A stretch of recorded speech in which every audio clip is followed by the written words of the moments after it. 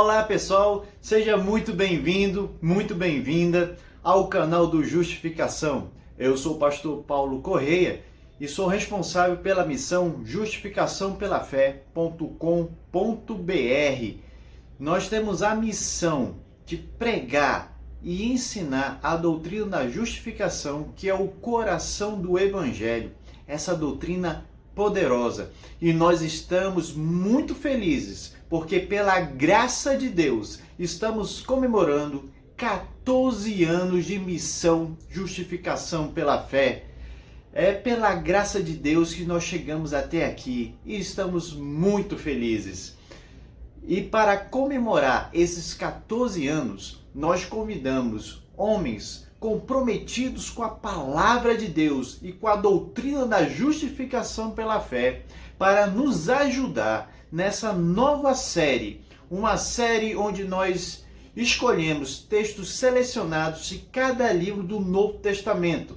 Então serão 27 pregações onde você verá a importância da doutrina da justificação pela fé e os seus benefícios direto da palavra de Deus, porque esta doutrina está presente em todo o Novo Testamento, de Mateus até Apocalipse. Então eu te convido a ouvir com fé a palavra de Deus, curta esses vídeos, compartilhe, dê um like, para que você possa nos ajudar a divulgar mais e mais a palavra de Deus. Também contamos com as suas contribuições e suas orações. Aguarde mais um pouco e a palavra de Deus vai já começar. Ouça com fé a palavra de Deus. Olá, meu nome é Wesley, sirvo como diácono na Igreja Batista Reformada de Brasília e o meu objetivo hoje é tratar do texto de Marcos, capítulo 10, versículo 45. Antes de refletirmos sobre o texto, eu gostaria de pedir a você que está nos assistindo que você se inscreva no canal, deixe seu like e compartilhe esse projeto tão importante e tão relevante para o reino de Deus, que é o Justificação pela Fé. Projeto esse que está completando 14 anos de existência. Sem mais delongas, o texto de Marcos, capítulo 10, versículo 45, afirma: pois o próprio Filho do Homem não veio para ser servido, mas para servir e dar a sua vida em resgate por muitos. Esse texto, esse versículo, ele pertence a uma porção maior textual, a uma perícope maior que se inicia no versículo de número 32. Jesus está subindo a Jerusalém junto com os seus discípulos. E os discípulos estão assustados, apreensivos, pois textos anteriores Jesus havia predito a sua crucificação, morte e ressurreição, em Marcos 8:31 e em Marcos 9:31. Essa narrativa trata também dos últimos acontecimentos da vida de Jesus, de forma mais detalhada. Jesus afirma aos seus discípulos que eles estavam subindo a Jerusalém e ali ele seria açoitado, escarnecido, cuspido, condenado, crucificado e morto. Mas ao terceiro dia ele ressuscitaria. Nisso, Tiago e João, esses dois discípulos que pertenciam ao grupo mais íntimo de Jesus, lhe fazem um pedido, que em seu reino Jesus pudesse conceder que eles assentassem à sua direita e à sua esquerda. Esses discípulos, eles queriam um lugar de destaque, lugar de proeminência, contrariando desse modo os ensinamentos de Jesus.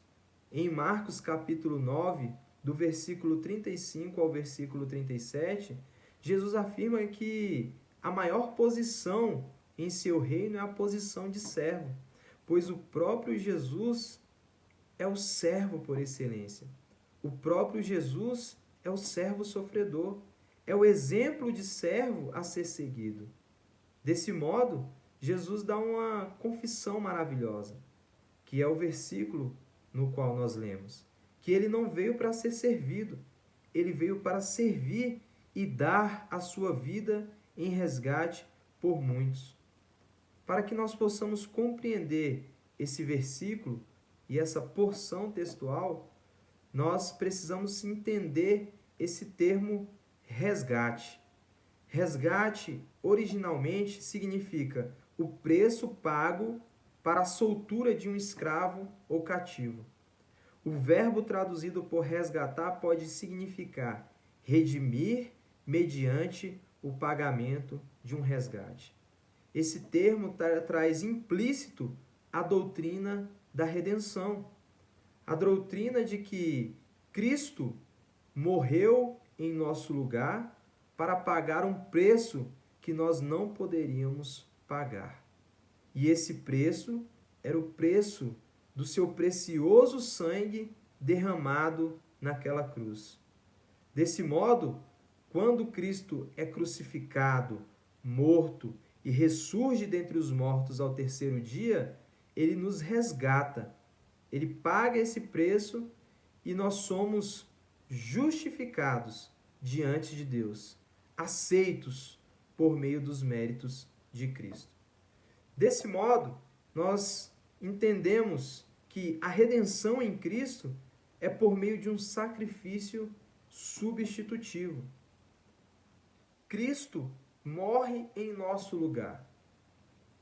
Cristo recebe a justa ira de Deus em nosso lugar, remontando dessa forma o sistema sacrificial levítico, que o justo morria pelo injusto. O pecador pecava, o pecador deveria ser punido por causa do seu pecado e, simbolicamente, um cordeiro recebia a imposição de mãos e ali os pecados eram transferidos para aquele cordeiro e aquele cordeiro recebia a punição.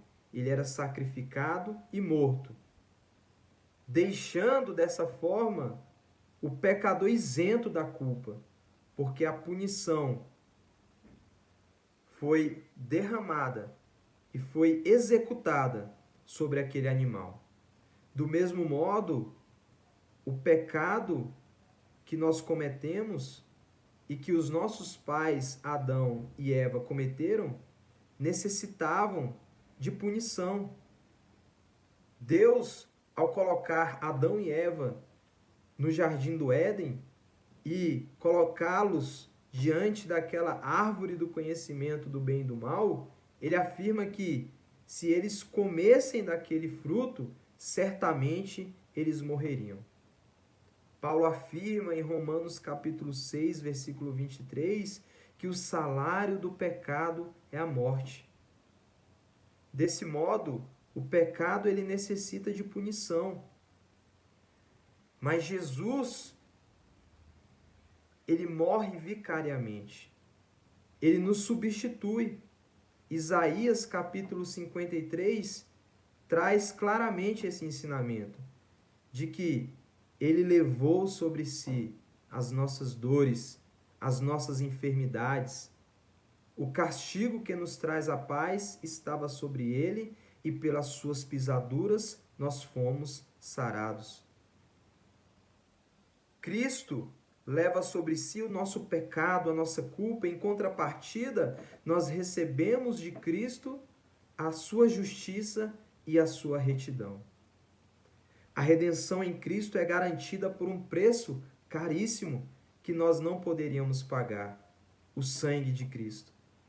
Em 1 Pedro, capítulo 1, do versículo 18 ao versículo 21, vai dizer que nós não fomos comprados por coisas perecíveis, como a prata ou ouro, mas pelo precioso sangue de Cristo. Era necessário derramamento de sangue. Era necessário que Cristo padecesse e morresse em nosso lugar, e que o seu sangue fosse o preço para nos resgatar do império das trevas e nos transportar para o reino do Filho do seu amor. A redenção em Cristo não é meritória, isto é, nada tem a ver com obras realizadas pelo homem, mas pela obediência e sacrifício de Cristo. Nós somos justificados, salvos, perdoados diante do tribunal de Deus, não por aquilo que nós fazemos, não pelos nossos méritos ou por alguma bondade inerente a nós. Nós somos justificados pela fé somente em Cristo Jesus, que cumpriu toda a exigência da lei e foi morto e ressurgiu para nos tornar aceitos diante de Deus. Desse modo, nada que você faça relacionado a obras, relacionado ao mérito humano, nos auto-justifica. A nossa justificação é algo externo a nós, é em Cristo Jesus. A redenção em Cristo traz a reconciliação, paz entre Deus e o seu povo, que outrora havia sido quebrada devido ao pecado dos nossos pais Adão e Eva. O pecado ele traz um rompimento nessa relação entre Deus e a sua criação. O pecado, ele nos afasta de Deus, porque Deus ele é justo, ele é santo e ele não tolera o pecado. Desse modo, o texto bíblico fala que nós éramos inimigos de Deus.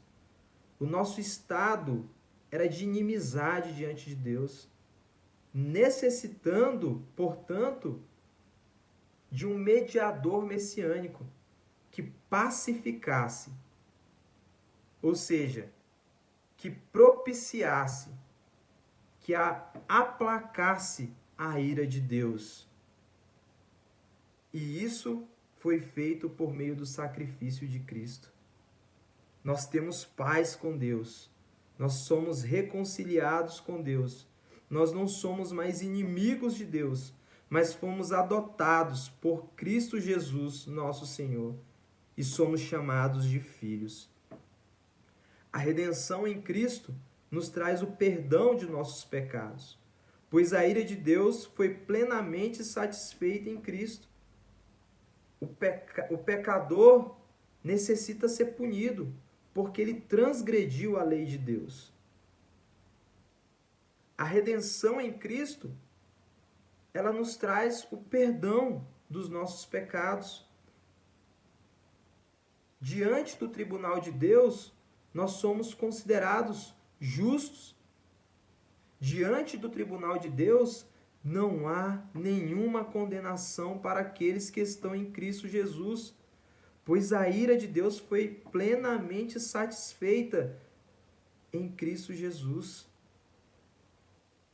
A redenção em Cristo resolve o maior problema do homem. O maior problema do homem não são as guerras. O maior problema da humanidade não é a fome, não é a pobreza. É claro que tudo isso é ruim, que tudo isso é mal, mas tudo isso vem de uma raiz e essa raiz é o pecado. O principal problema do homem é o pecado. E em Hebreus capítulo 10 vai afirmar que o sangue de touros, de bodes, era ineficaz. Porque era necessário que o sacerdote cotidianamente, rotineiramente, continuamente fizesse esses sacrifícios. Porque esses sacrifícios eram incapazes de remover a culpa. Somente por meio do sacrifício de Cristo é que os nossos pecados são expiados, ou seja, a culpa é removida. Desse modo, meu querido, você que está assistindo eu e você podemos nos apropriar desse sacrifício, dessa redenção em Cristo Jesus, nos arrependendo dos nossos pecados, confessando Cristo Jesus como o único e suficiente Salvador e vivendo uma vida de obediência a Deus e a sua palavra. Nós não somos salvos por aquilo que nós fazemos. Nós não somos salvos por obras sociais. Nós não somos salvos por ajudar o próximo. Nós não somos salvos da ira eterna de Deus por algo que nós façamos. A salvação é única e exclusivamente pelos méritos de Cristo. Ele obedeceu toda a lei. Ele foi obediente até a sua morte e morte de cruz, para nos trazer a justificação. Em Cristo, queridos, nós somos justificados pela fé somente. Cristo é a nossa única esperança. Desse modo, eu convido você a confessar a Cristo no batismo e a viver uma vida repleta e plena da sua presença. Em nome de Jesus.